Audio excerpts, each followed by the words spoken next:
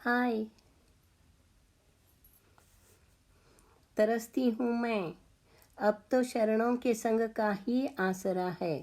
तेरे छिपने का ठाव तो बताओ, हे मेरे देव चन्न मल्लिकार्जुना। ठीक है, हे चन्न मल्लिकार्जुना, तुम अपना हठ नहीं छोड़ते तो ठीक है, मैं भी अपना हठ नहीं छोड़ती।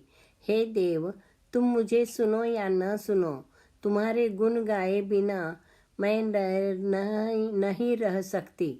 हे देव, तुम मुझे देखो या न देखो, तुम्हें देख मुदित मन से भजन किए बिना रह नहीं सकूं मैं। हे देव, तुम मुझ पर रिझो या न रिझो, तुम्हारी बाह में आए बिना रह न सकूं मैं। हे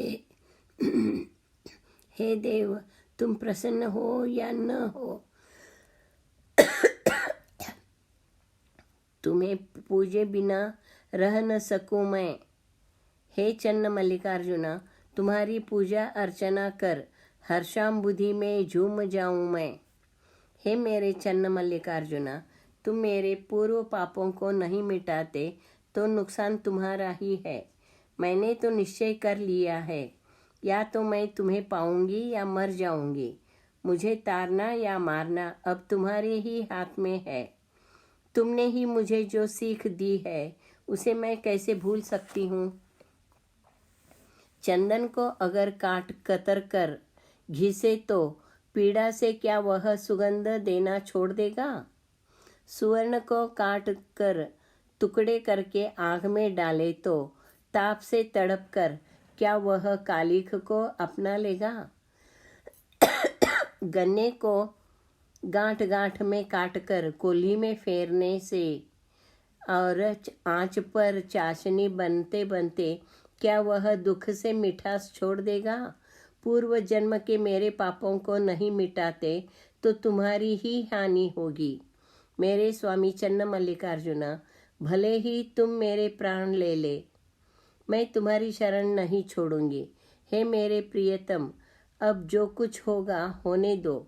अब मुझे सुख दुख की परवाह नहीं, जो भी होगा उसे मैं प्रसाद मानकर स्वीकार करूंगी। पर्वत अगर अंगारे उगले तो समझूं मैं कि मिटी मेरी भूख प्यास। आकाश अगर फटकर ऊपर गिरे तो समझूं कि मेरा कर दिया स्नान। पहाड़ अगर टूट पड़े सिर पर तो समझूं मैं कि हुई पुष्प वृष्टि। चन्न मल्लिकार्जुना, सिर मेरा फट भी जाए तो समझूं मैं कि हुए मेरे समर्पित मेरे प्राण। अब महादेवी जी वैराग्य के अंतिम पड़ाव पर थी। उन्हें अपने तन मन की भी परवाह नहीं थी। उन्हें भूख प्यास भी नहीं लगती थी। लगे तो भी वे उन्हें प्रोत्साहित भी नहीं करती थी, न करना चाहती थी। इसीलिए वे कहने लगी, भूख तुम ठहर जाओ, प्यास तुम ठहर जाओ, नींद तुम ठहर जाओ, काम तुम ठहर जाओ, क्रोध तुम ठहर जाओ, मोह तुम भी ठहर जाओ, लोभ तुम ठहर जाओ, मद तुम ठहर जाओ, मत्सर तुम ठहर जाओ। चन्न मल्लिकार्जुन का एक महत्वपूर्ण तुरंत पत्र मैं लेकर जा रही हूँ। प्रणाम। अब मुझे मेरे काम में व्यत्यय नहीं चाहिए। अब मैं अधिक देरी भी करना नहीं चाहती। अब मैं इस भव से भी छुटकारा पाना चाहती हूँ।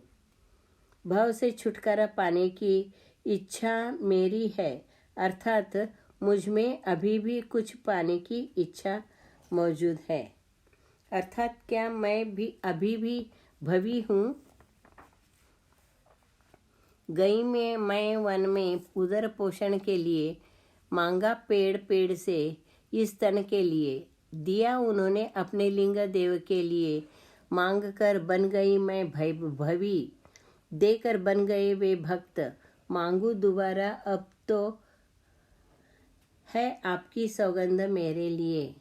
इस तरह महादेवी अंतर साधना की उच्च से उच्चतर सोपानों पर चढ़ती गई। वह एक विशुद्ध आत्मा रूप हो गई थी। Thank you.